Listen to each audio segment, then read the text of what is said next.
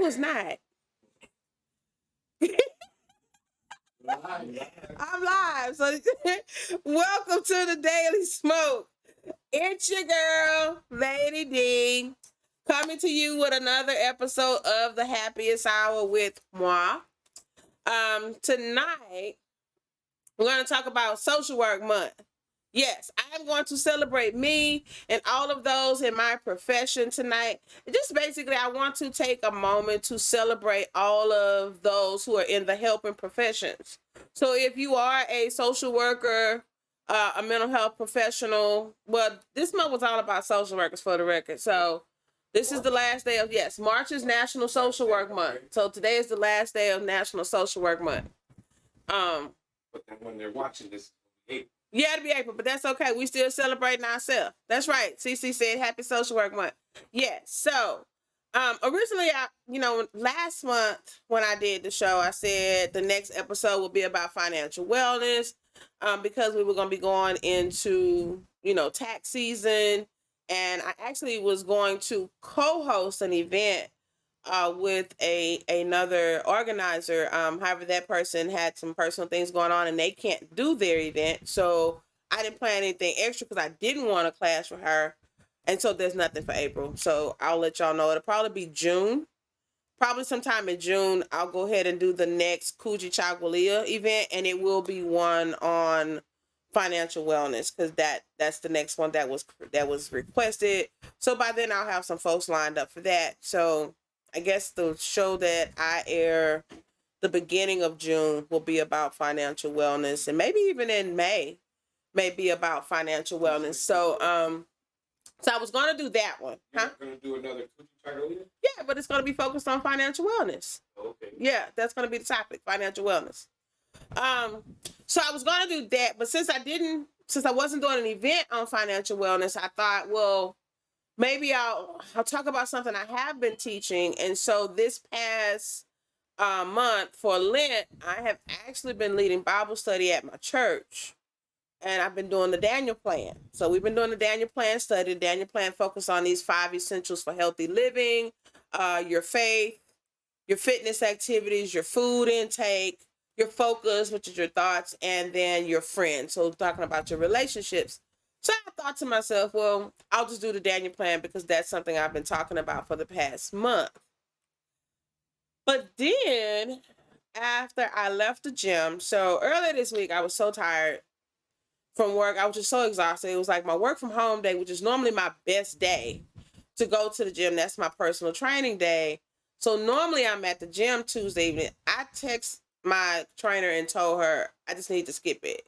And the reason I needed to skip it that day was because my energy was just crappy.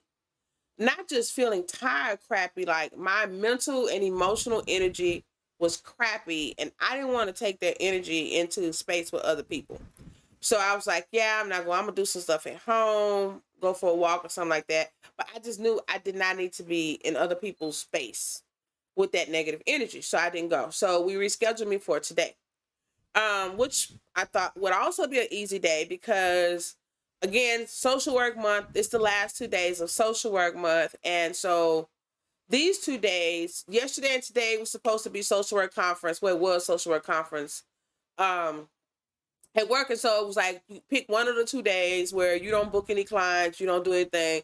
You're literally supposed to not be available all day so that you could attend the conference. It's like the one day in the whole year that my employer, whose name I'm not going to say, sets aside for us supposedly to practice self-care. But guess what happens to some social workers? You still don't get to practice self-care. So I still ended up, instead of being able to attend this conference that was focused on self-care, I ended up dealing with clients all day. I had to go to the housing authority, with one of my clients with a family. Then I had to come back, and I was literally in the office for maybe I had 20 minutes max, like 15 to 20 minutes max. And then I had to leave back out to go meet another client at the main location of the employer that will remain not anonymous. And forget that you gotta if you can't be well, how are you gonna make somebody else well? And that's my point. that is actually my point. Was like, there was this what turned out to be a really awesome social work conference lined up for us to be online, and I literally missed the majority of the conference because I didn't get to step aside for a minute and do the things I need to do to take care of me. And so what that brought up for me was, well, hell, I didn't get to really finish celebrating social work month because I was too busy being a damn social worker. Right. So I'm like, you know what? I got a show. I got about an hour to kill tonight. This is what I'm going to talk about. I'm going to talk about What's so bad is tomorrow's April Fool's. and tomorrow April Fool's Day. Right. That's the thing. Like, that's odd. The day after social work month ends is April Fool's Day. I'm sure that You didn't get to do nothing. right. So what I did, I took myself, well, we went to lunch and then I went to Bath and Body Works. So, but in the conference, the sessions that I did get to hear were really, really great. So the first one is the talker, the speaker, she was a researcher. She was a LCSW, had a PhD, and her research focused on Black men and mental health and physical health, like Black men and their health. And I loved her conversation because it's actually a subject that I have said I really want to approach. It's one of the reasons why when I do the Coochie Chagwalia events, I'm always trying to bring men into the room and bring men into the conversation because men, in particularly Black men, do not want to talk about their mental health. They don't want to deal with their physical health. But they daggone sure don't want to talk about their mental health. And so, this clinician said a whole lot of good stuff about how Black men don't feel like that they can even acknowledge the fact that they experience depression, that they experience sadness, because who cares anyway? She also talked about how, when you think about, and this has been brought up before, but thinking about how trauma can be passed down through generations, because one of the other reasons that many Black men don't go to the doctor, don't like talking about their feelings and their emotions, don't trust research, is that one of the biggest atrocities ever played on a person was played on Black men through the Tuskegee experiment. And so because of that, many Black men, even those who are so far, a generation, and we're actually not that far removed from it, because I'm thinking to myself, okay, I'm 54. So actually, many people are only one generation removed from the Tuskegee experiment. So it's very valid that many of them are not comfortable talking about their health or trusting doctors or scientists or researchers. It just kind of makes sense. So I loved her conversation. I also loved about her that she was very unapologetic in saying, I'm not saying that other people don't deal with depression, that other minority ethnic groups don't deal with this. I'm not saying that other men don't deal with this, that this doesn't happen with other groups. But this is what my research is, and this is what my focus is, because this is what has impacted me. And so I love that she just owned it. She owned who she was, and she owned what her passion was, So I love that about her. Then the next presenter talked about imposter syndrome. And so I literally caught the end of her presentation and a lot of people talking about this whole concept of imposter syndrome. And I found that very interesting. And some of the things that some of my colleagues were sharing was about how, they had experienced it. I was surprised at how many people actually acknowledged that they had experienced it. And I was like driving in the car, leaving the housing authority, headed back to my office. And I was thinking, you know what? I've experienced it too. Like, for me, it was very real in that I remember for me, I did a presentation for Texas Southern University, and I had to send in my bio. So, I wrote up I had to write my bio for a couple of things before, but I wrote this professional bio up. And when I wrote the bio up, I was really focused on just presenting the facts and trying to keep it all on one page.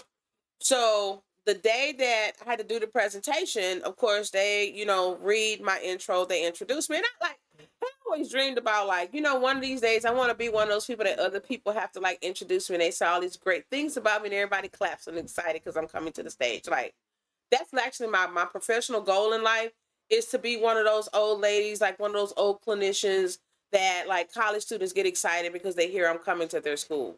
Or a speaker gets excited because they're like, people get excited because, oh, Danessa Bolling's coming to speak. Like, that's one of my life goals. That's like the end game for me, career wise, is to be that person, to become so proficient in my work, to become so good at this, and so just so knowledgeable and have validity to what I'm saying, that other people want to hear me speak, that I have something to get back. So that's my goal. So when I had to do this event for TSU, this presentation for TSU, I had to write up this bio, and I kind of was kind of hesitant. It took me a while to get things together for them, not because I didn't know what I wanted to say. I think I didn't have a lot of confidence that it would be received as to what they wanted. So the day of the event, they're reading my bio that I wrote, and I thought to myself, like, oh, me? I'm like, damn, that's impressive. Like, I had literally never sat with my own accomplishments. And so I realized then, when I did that presentation for Texas Southern, that I had missed my own arrival. I had never really applauded myself. I had never really given myself credit for my accomplishments, for my skills, for the things that I've been able to do. I always say my name is my brand. I did know that.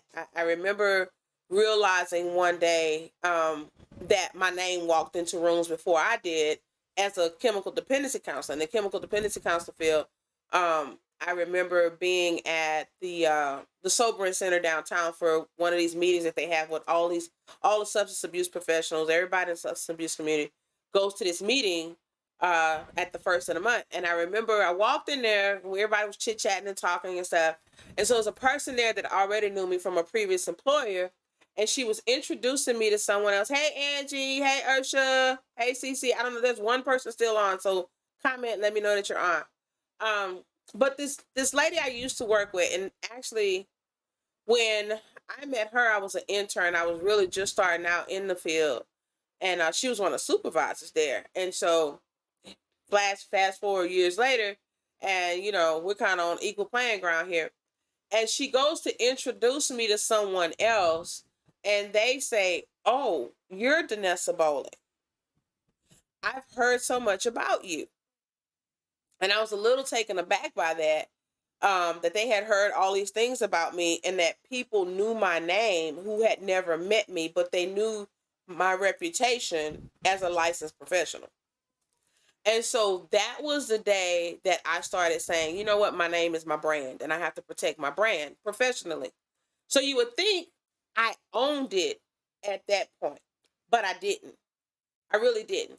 And so when I did the event for TSU and I'm listening to them read my bio, I'm impressed. I'm like, damn, she pretty good.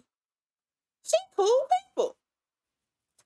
So today, when I heard this conversation about imposter syndrome, which basically, for those who don't know what imposter syndrome is, hey, Ursha, it's like a person, you have a skill set, you have a talent, you have a gift, but I would say you haven't fully owned it, and you have this fear of being found out, as if you don't really believe that you belong. So there's this fear of being found out. And it happens a lot with people in professional careers and stuff. And so it was interesting to me to hear so many of my coworkers talking about that they had experienced this. And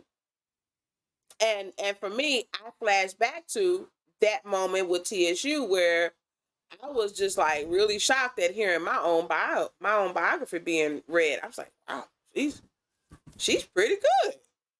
So I could totally identify with that. So for me, it kind of gave me a moment to pause and think about, how on this day that our job has decided to celebrate us as social workers, that I had not fully even celebrated myself. And so I found myself saying, I don't like the way you treat you.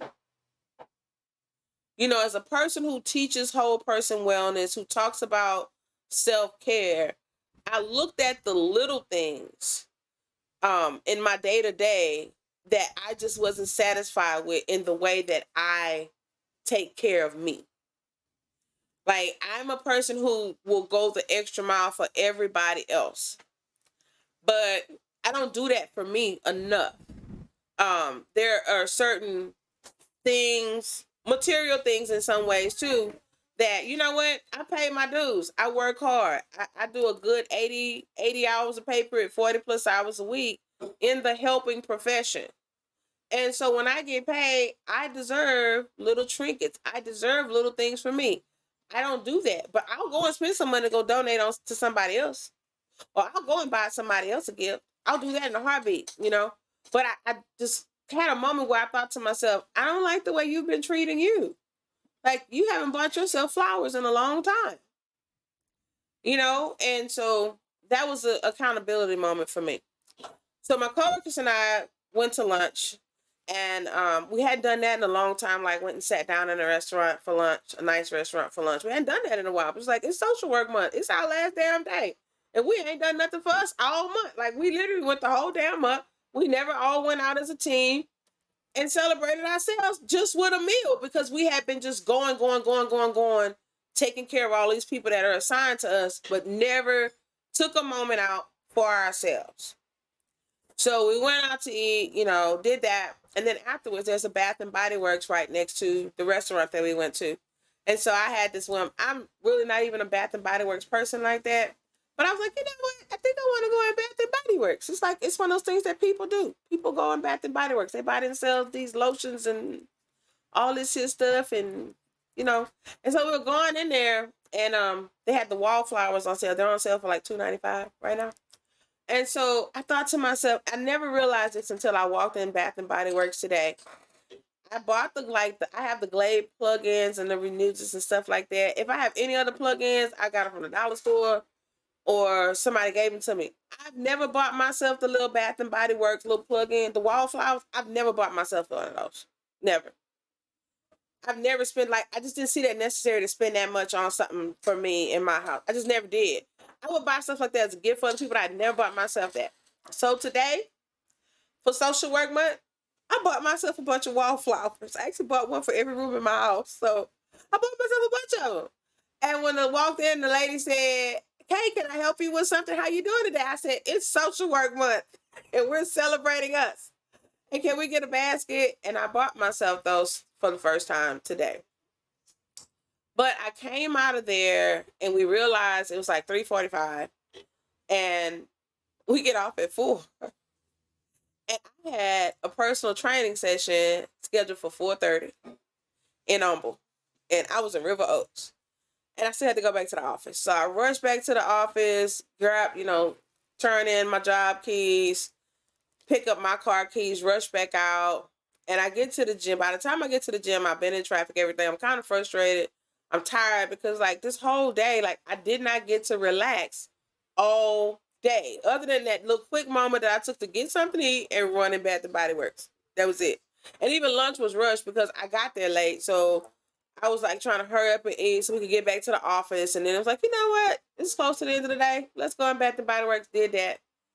Which was, Bath and Body Works experience probably about 15 minutes. So they were like 15 minutes, maybe 30 if you count the time I sat eating, 30, 45 minutes, where out the whole day or out the whole month, honestly, for Social Work Month, maybe a whole hour out of the month that celebrates my profession that I actually sat down and sat still long enough to do something for me. So I get to the gym finally. I'm late. I've already texted my trainer and told her, "Hey, I'm running late. If you have to cancel me, I understand. Or if you have to cut my session short, it's fine." And so I get there, rushing there to change clothes and get on the first machine. She's like, "Are you having a Monday on a Friday?" And I was like, "Yes, it's been very Monday. Very, very Monday. It's been a Monday week, all week." And so I get on the first machine. She asked me doing the leg presses, and the one where you lay down and then you have to press out. And as soon as I pressed out, I exhaled so big. And it felt so good. And I looked over at her and I said, that wasn't a frustration or tired or if it was too hard. That was stress relief. And for the first time in the gym, leg presses felt so therapeutic. Like in that moment, I took a moment to relax and practice some self-care for myself. That's why I actually still have on my workout clothes. I left the gym and came straight out here to the studio. But it was so relaxing. And so I had to do 15 and I looked at her, I said, I think I got 100 of these in me. And she said, just do 15. So I did 15 and she added more weight on and she goes, okay, now let's do 15 more. As tired and drained and frustrated as I was when I walked in that gym, I left there feeling so refreshed. And I recognized what it was because I'm in the process of becoming a somatic experience and practitioner. I've taken a break from it for over a year now, so this is a sign that I need to go finish it. I have like one more class to take, which is actually going to take me a whole 7 days of my life, and I can be done, and then do some individuals. I can be done. But somatic experiencing is about getting in touch with your body and how your body is reacting to trauma and things that are going on with you. So it was cool for me to be in tune with how me pressing out with the machinery was stress relief for me. And then when I got done with that one, I had to do ball slams. Take the weighted ball, just slam. And so I do, it's like 3 different balls, 3 different weights. And so like five on the heaviest ball. The next one was a little bit, I think the first ball was 25 pounds. The second one was 18 pounds. The third one was like 14, 15 pounds, something like that. I don't know. But anyway, it was like 5, 10, 15 slams on those balls. And then I had to do barbell presses. I do 10 of those. And then I had to get on the bike, burn 10 calories on the bike. That was like a whole set. Do that, that's the whole set. 15 leg presses, the ball slams, which actually add up by the time I'm done with them. That's like 30 ball slams. Yeah, 30 ball slams, 10 barbell presses, 10 calories on the bike. It was so relaxing. Normally, my trainer has to help me with the leg press once she adds the weight on because it's too heavy for me to move it. On the 3rd round, she didn't have to help me. Like she was talking to somebody, and by the time she came over there, I had already done that set. I just literally laid there and concentrated and pushed back. And so I recognize what that is. It's symbolically pressing away or against all the stress and strain that you're carrying. And that's what that was for me. And so today I had the best workout. So I left there heading here to the studio. And as soon as I got in the car, I thought to myself, I'm not going to talk about financial wellness. I'm not going to talk about the Daniel plan. I'm going to talk about who takes care of the person who takes care of everybody else. Do that yourself. Yeah, who takes care of us? And that's true, Los. You're right. We have to do it ourselves. But I'll take care of a person, but who's taking care of me? Right. That's what normally happens. No matter whether you're a working professional, a professional like social worker or whatever it is, the person who's always taking care of everybody else doesn't have anybody that's taking care of them. And so the caretaker is always the person that's worn out.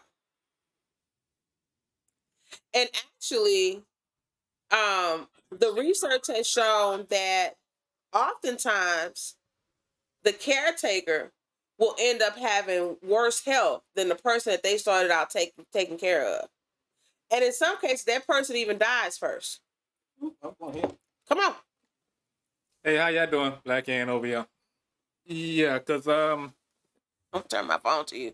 Hey, because I'm taking care of my 89-year-old mom, and she's going through what they call Alzheimer's? Alzheimer's, and now she's and then the stages of dementia, Yeah. meaning where she's now beginning to see and hear things that are not there, and it's just me and her.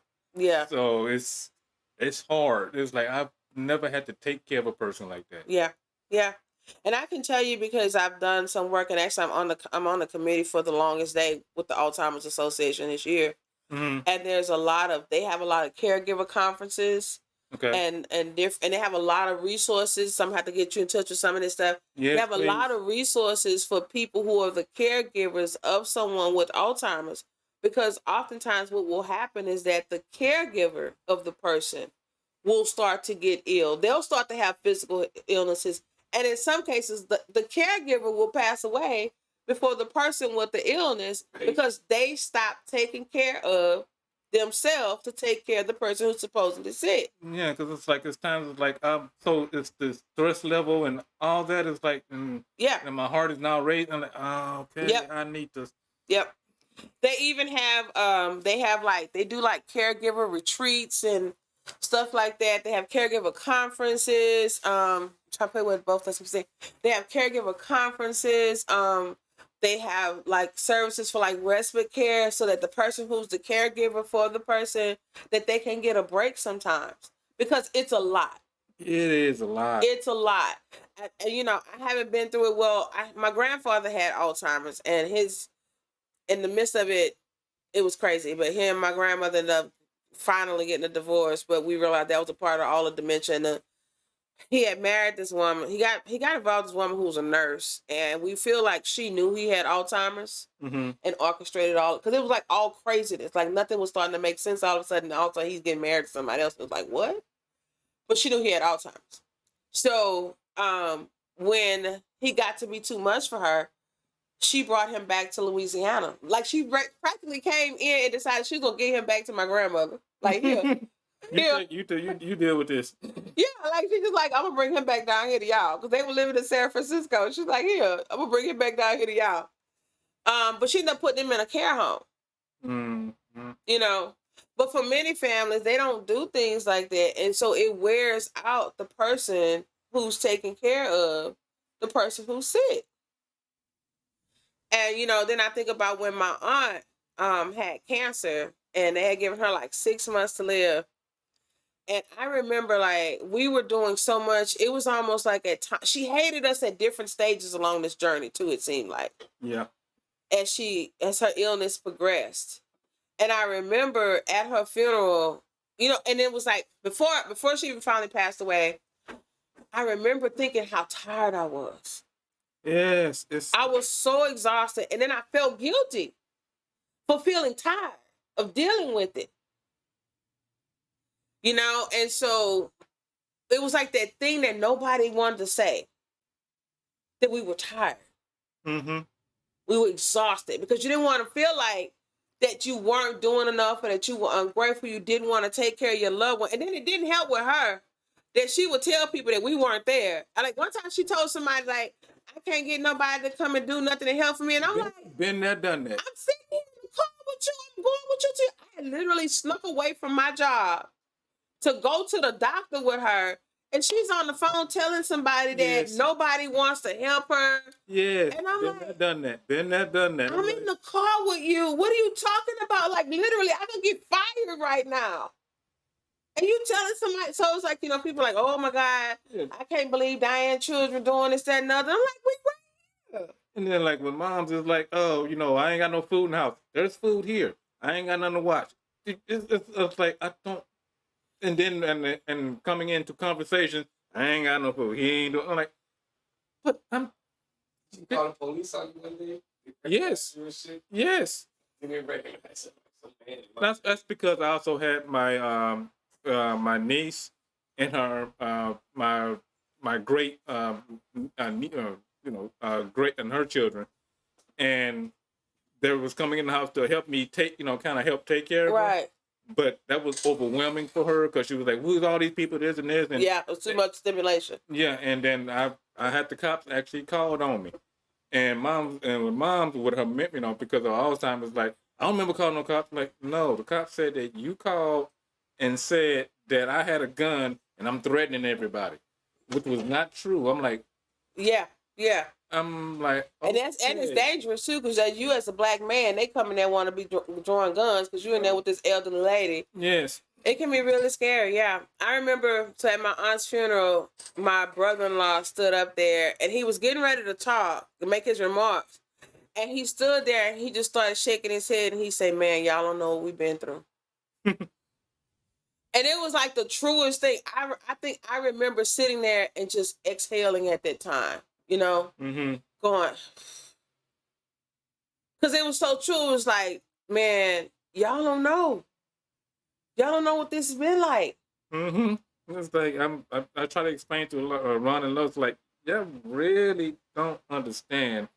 Taking care of this 89-year-old woman is a hard task. It's mentally and emotionally draining. And I think oftentimes we discount how much the things that nobody else can see wears us out. Mm-hmm. Like literally the stress of dealing with things, of having to think, of having to concentrate will wear you out.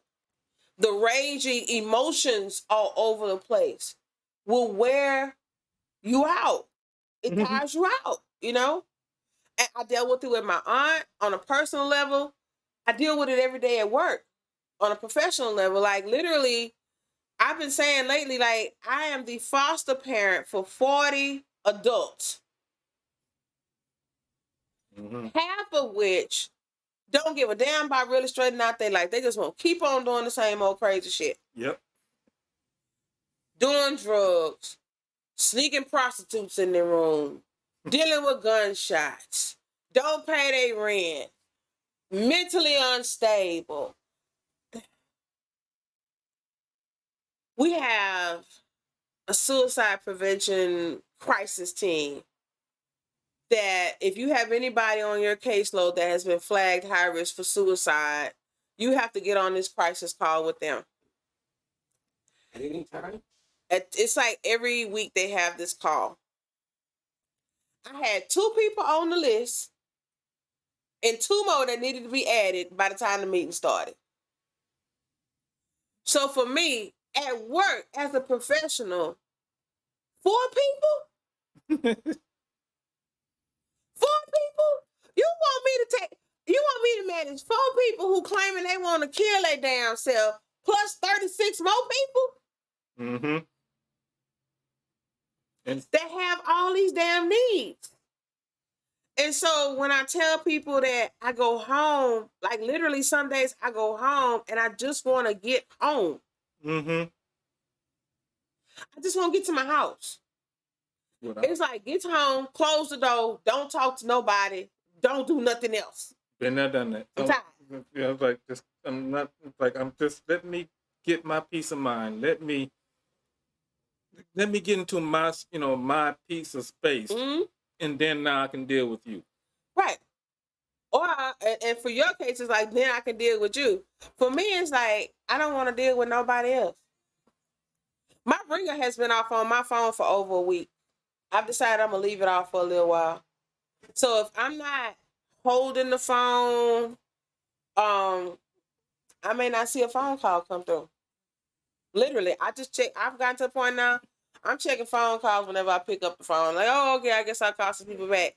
But it's been the most peaceful existence to not have my phone on all day, because literally all day long from 7:30 a.m. to 4 o'clock p.m., Monday through Friday, my phone is ringing off the hook. And I have a landline, so Lord Jesus, it's like they know when to start and they continue. It's like this phone is constantly ringing 2 to 3 minutes every time. Unavailable. Yeah. This. You did like, and I'm like, all day long. So and then who has time for spam calls, those type of calls when you dealing with other stuff? Like, I had a client that called me literally as soon as I turned power my work phone on. He calling every day. It's every day, all day long. So it just brought me to this thought of who takes care of the person who takes care of everybody else. Like, when do you celebrate you? When do you take care of you? Are you taking adequate care of you? And for me, the person who teaches whole person wellness, I realize, and yeah, I do a good job of, watching what I eat most of the time. I do a good job of exercising. Mm-hmm. I set firm boundaries and all of that. But what I realized today is I don't treat myself. Mm-hmm. I don't treat myself to nice things. I don't make sure that when I get home that I got little things like the little wallflowers plugged in the wall. So, yeah, I got spray and I got some plugins, but I didn't like, it's a special treat to do the special little plugins. I can do that. I work hard for that. I can do that. I used to go and buy myself flowers on Fridays. I haven't done that in a long time. Mm-hmm. So I didn't get them today because I had to go to the gym. I didn't want to die in the car. But tomorrow I'm going to buy me some damn flowers. Like, I don't need to wait on don't need to wait on nobody I work with to buy me no flowers here. They might pick me some dead weeds at the homeless camp. I'm so serious, y'all. I'm so serious. I mean, and then, one of my clerks and I were talking about the other day on Wednesday how desensitized we've gotten to the morbid stuff that happens around us, that now that has just become a part of the norm. Mm-hmm. So then it's like, what is this work doing to me? And for me, it's like, I need to do something else now? And now, don't get me wrong. I love being a social worker. I love being in a helping profession. I just think, for me, my time doing bottom of the barrel work is done, to be honest. And I think for many people, that's an uncomfortable thing for someone that's a helping professional to say. But I'm going to go ahead today, the last day of National Social Work Month, and I'm going to speak my truth. And my truth is, I am tired of saving other people for a living. Mm. It has worn me out. I am not taking the best care of me because I'm drained from taking care of everybody else all day. And it's time to start taking better care of me. It's time to start treating myself to things that I like. It's time to buy myself some flowers. It's time to unapologetically get some rest. It's time to set boundaries and say no. Because I'm a helping professional, guess what people expect me to do in my free time? Help them. Yes. Once they know that you're a caregiver or Yeah. social worker or psychiatrist, Yes. I'm gonna get some free advice here. Yes. They come at you All the time. Even strangers, it's like something knows. Hey, I need some help. Come help me. And I'm like, I swear, I could be anywhere and get the weirdest conversations come up. I have like people with mental illness just come. So I be like, what the hell? Who told you? I like the voices be like, she know us. oh, the magnet. That's what I call it. Like, they know us. Like, the spirits know. Like, they know I know them. They be like, she know us. She know how to deal with us. I be like, go sit down. Go talk to her right there. I used to volunteer downtown with Bread of Life, and they would, serve the homeless on Sundays at noon. And I would walk in, and people would just start talking to me all delusional and stuff. So I started talking back to the voices. I just started saying, I'm going to talk back to the damn voice. Y'all keep coming up to me. And so I remember one day, I told this one, he just started coming to me saying some crazy shit. And I was like, I'm off today. And he just stood there looking at me. I said, I'm not working today. I'm off. You gotta deal with yourself. Like, now I'm talking to the voices. I wasn't even talking. I'm talking to the damn voices. Like, y'all talk to me Monday through Friday. Right. I'm not talking to. And I told him. I told the voice. I said, I don't talk to the voices on Sunday. And I meant that. So, Bobby, what you gonna do to take care of you? Now that we know that you're a caregiver, you may not be a professional, but you're having to take care of somebody else. So what do you do to take care of you? To be honest with you, it would be this. It's like this is with this podcast and what we're doing here. Mm-hmm. This is my it's like my escape. Yeah. This is where I can just even with my PlayStation, just playing fucking Crash Bandicoot. This is my escape. Yeah, I'm gonna have to play Crash Bandicoot again. Hey, So- you're welcome next month once I finish this game. Okay. We can sit here and talk. And We're gonna sit here and play Crash. Okay. We're gonna do it, Bobby, for real. We're gonna do it. We're gonna play Crash. I'm not gonna fall in the hole every damn time. I'm already halfway through that game now. Okay, she just going. Well, the thing is, I actually got that game because you said that you like Crash Bandicoot, you saw how excited I got when you said what I said. Crash Bandicoot. and I just didn't get the one. I got the whole collection. Oh, I'm gonna play a lot of Crash Bandicoot. I'll be coming to the studio just to play Crash Bandicoot now. You just sit on Black Hands Arcade. Okay. Black Hands Arcade Saturdays. Every other Saturday. Every other Saturday. Yeah. So you're gonna record this Saturday? Yes, You're gonna record this Saturday, or it's gonna air this Saturday? Yeah. it's going to air this Saturday. It's gonna air this Saturday. Yeah, because right now I'm doing Tomorrow. Yeah, right now I'm doing The Devil in Me. That's it's Yeah, it's kind of Well, morbid. for the They show- killing each other But and the shit. show would have been last Saturday. Okay. This is supposed to be Thursday. Oh, okay.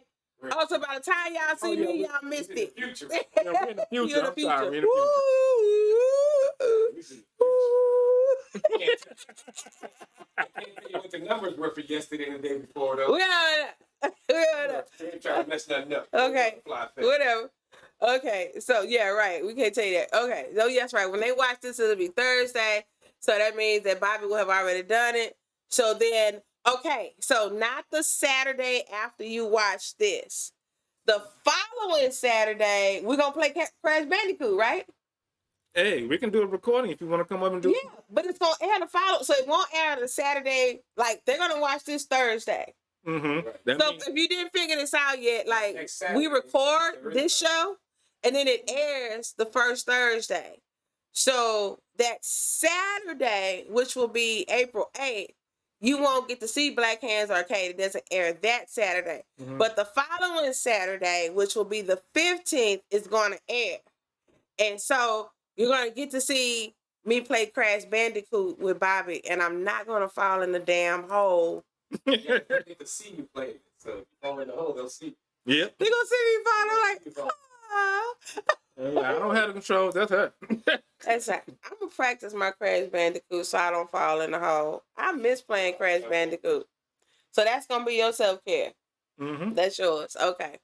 That's my stress relief. That's yours. Well, I'm gonna do some scent therapy around my house. I'm going to plug in all my wallflowers. We have them all. Here's the thing.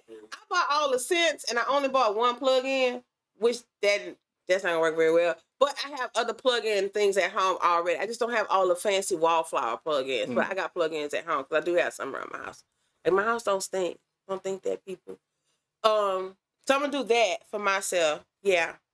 And then I think what I'm gonna do. So I had a moment today with my trainer. So Tuesday when I go back for my regular session, we'll make 90 days. Okay. And I haven't hit my goal that I wanted to hit. So I told her we're going to do a kind of a plan review. I had to go in and own that. And we're going to have to like really, kind of restructure my plan. So I need to amp it up a bit is what it is, Stop getting basically. your grub on. Shut up. Mind your business. Your business? That's you. Man, you know what's coming up? Sunday, that's why I'm a fail be thick. You know what's coming up now? Easter. No, forget that before Easter. Not forget that. Praise the Lord. Black Restaurant Week starts Sunday. Is that this Sunday? Yes. Okay. Black Restaurant Week is that's like two of my favorite weeks, right? So if you're watching the show Thursday, you got a few days left. You got a few days, you got like a whole week left, like a week and a few days left. Because it starts this Sunday. So by the time y'all see this, it's like 4 days in. 4 days in. But so it's Houston Black Owned Restaurant Week. Okay. So they highlight all of like black restaurants in Houston. It's so cool because I go on the website for Houston Black Restaurant Week and you find all these places that you didn't even know existed. Yeah, I see. Or sometimes you see some that You saw the restaurant, but didn't realize it was a Black-owned restaurant. Right. Yeah, because a lot of times I see them on Facebook. I'm like, oh, okay. Yes. So like, they got one on that Gotti's. I didn't know Gotti's was Black-owned. It's like down there on St. Emmanuel Street. What used to be Chinatown downtown, but now they calling it the Warehouse District. Okay. East Downtown, Edo. You know, down there by the stadium, in between Minute Maid and the soccer stadium, where they got all those restaurants. Okay, Gotti's is down there on St. Emmanuel, so they're on my list of places I want to go during Black Restaurant Week. But they have like the food trucks on there. They got different restaurants and stuff, but it's like 14 days highlighting Black-owned restaurants. Website to go to? Yes, blackrestaurantweek.com. Okay. Yes, try to put like a restaurant up. Yeah. I tell you, put Toasters up. I'm going to Toasters Sunday with my OES sisters. We're going to church. We're going to praise the Lord first, and then we're going to go eat. So by the time y'all saw this, I will have done that. You're going to be ready for Easter Sunday. Okay. So you and the trainer going to have to get together again. Well, I mean, the trainer and I are getting together, period. She going to see this too, probably. Ooh. Yep. Don't see this, Patrina. She not watching it live because she's somewhere else. So unless she tune into the show, she won't see it. Don't nobody tell her. Do not go tell. Don't snitches get stitches. Do not contact Patrina and tell her I said something about this. She gonna know anyway. We have an honest relationship. All she gonna do is make me work out harder. Well, hey, you gotta. She is. I'm okay with that. You know, that's the thing. We talk about this. We have what we call a shared vision. Trying to get you right. That's all. Yeah. She is. She's trying to get me right. And I'm actually stronger now at 54 than I've ever been in my life. Physically, I'm stronger. Yeah. So, but she and I talked about on Tuesday, when I go in there Tuesday, we're gonna like map out a plan to amp up my exercise schedule. Mm-hmm. To map my exercise routine. But what I think I need is more days in the gym. Because being in that gym today, like, gave me a boost of energy. I was dog shit tired when I got there. But you had that. Man, that leg press thing, that exhale on that leg press, it just did something for me. Oh yeah, leg day. It was leg day. It was literally every damn thing day. Because it was leg day. So I'm telling you, because, okay, like, the leg press works the legs, but then the ball slams work all of this. So everybody can talk about that's a good ab workout there. And then I did the barbell presses, so hopefully that's trimming some of this arm fat. And then I had to do the bike. So that's some cardio. Mm-hmm. And then my finisher, because she always makes me do I do 4 or 5 rounds or whatever the set is. So each thing I did, I had to do 4 rounds of that. Okay. And that's usually 5 rounds, but it's 4 rounds today because we had to cut it short because I got there late. And then my finisher was 1,000 meters on the rower. I love the rowing machine. Lord, I love the rower. So that was my workout today. So I think I need to be in the... Hey, my brother on. Hi, Doug. Badass. Who you go to? I go to Infinity Fitness Solutions in Humble, Texas. It's on South Houston Avenue. Humble. In Humble. Okay. That's where I was coming from when I got stuck in the Astros traffic. Dang. Yeah. So Still in Houston, that's like an hour and a half away. so that's what I'm gonna do. I'm gonna do that. Okay. All right. So speaking of self-care, as we get ready to close out and talk about some of our sponsors, I didn't talk about them in the beginning. So I'm gonna talk about the I'm gonna ones. do that with you. Thank you very much. Thank you, Bobby. First. Okay, so first sponsor is me. Yeah. Your first sponsor is me. Danessa Bolling, licensed master social worker, licensed chemical dependency counselor, specializing in dual diagnosis. If you have a criminal background, a substance use history, and a mental illness, I got you, boo. I'm your girl. Okay. You know, they can go under the description. We'll have all that information. Right. They can do all that. Also, on a serious, well, that was serious too. But on a serious note, if you are interested in whole person wellness coaching, you know, talking about emotional wellness, spiritual wellness, relational wellness, all the dimensions of wellness, all of that, financial one, all of that, hit me up. We can set up a session or do some one-on-one coaching there. Watch for the next Kuji Chagwalia event. Remember, Kuji Chagwalia means self-determination. So I was going to do one this month. As I said in the beginning, it's going to be reset probably for June. We'll have one in June. Still at that theater place? Yes, I'm 100% positive it will be back at Midtown Arts and Repertory Theater. It'll be there. So that's me. I'm also Nola Baby Flavor Company. I'm going to apologize to everybody that's been asking me about spices. I have not put anything out in a while. This weekend, I promise, I'm going to at least mix up the Cajun blend. I'm going to at least mix up Cajun this. Not that she coming here. She going to come to the studio. My girl, Tanya Ashley, Puff Passes, CBD and more. 4130 and a half Cavalcade.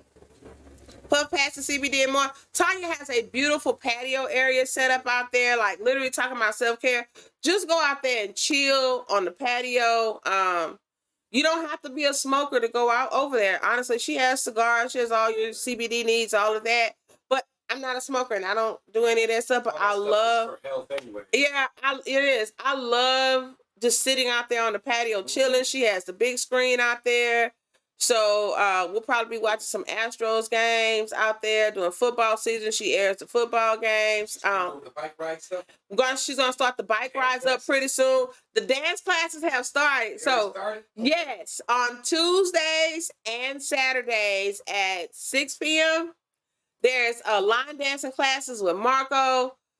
It's so much fun. The class is only $10. Come out there, have some fun, get you a nice little dance workout in with Marco.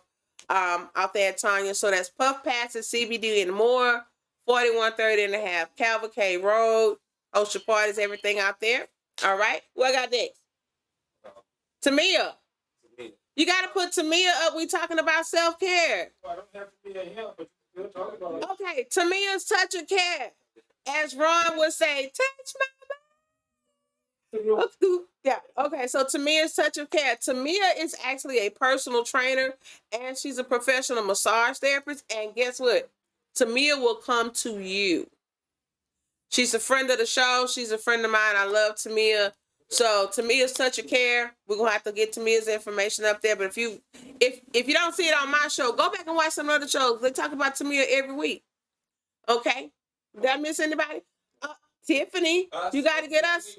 You got to get our girl Tiffany Scales, the Word Mortician, Taboo Tuesdays with Tiffany. She also has her Maria's, Tiffany's, and Long Live the Arts, which airs on Thursday. So, Tiffany Scales, make sure you check her out. And then, of course, you have us, The Daily Smoke. Yes, come on. You want something that you want to get something off your chest? Come on the show. Come talk about it. Okay, on any of the shows, call in. On this show, it's not going to be live when you watch it, but you can go in the comments because the team will be in the chat room talking to you. So as you're watching this, we're in the chat room talking to you. Okay, so The Daily Smoke, the People's Podcast. Cash App, The Daily Smoke. $ TD Smoke. All right. And that's it for tonight. Happy Social Work Month to all of my fellow social workers out there. I don't give a damn if this is airing in April. It's still us. It's still us. Love y'all. Bye.